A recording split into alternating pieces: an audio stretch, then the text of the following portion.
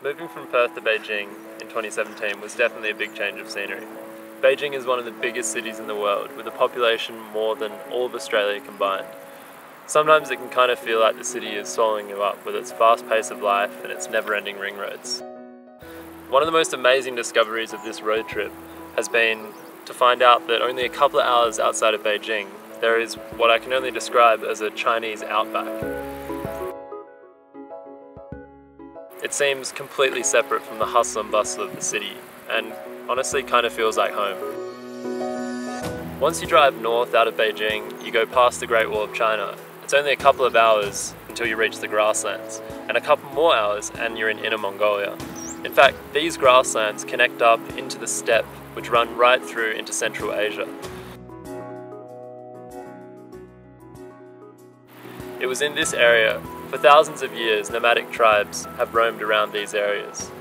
In fact, this area is home to the Manchu people, who were the rulers of China during the Qing dynasty.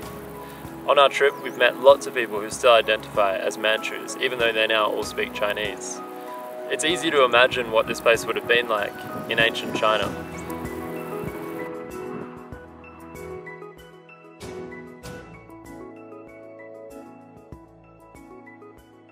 For the last few days we've been driving along the Caoyuan Tianlu, or the grass skyline, which is honestly one of the most iconic roads in all of China, especially for this kind of northern Chinese outback scenery.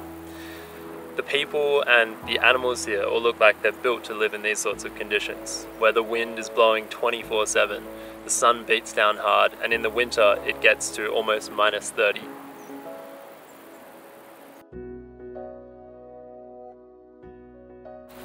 We've also been really impressed with the amount of solar and wind energy that is around these areas, and in fact, most of the京津冀region, including Beijing, Hebei and Tianjin, are going to be powered by renewable energy in the coming years.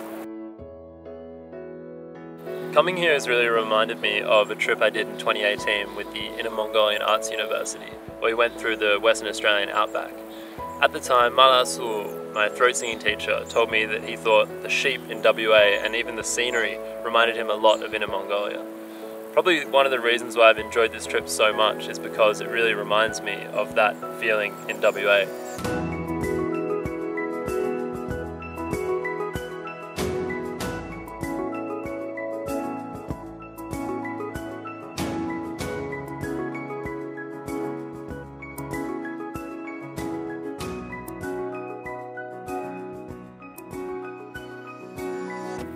Being able to get out into the open space, to breathe the fresh air and to run around is a real privilege.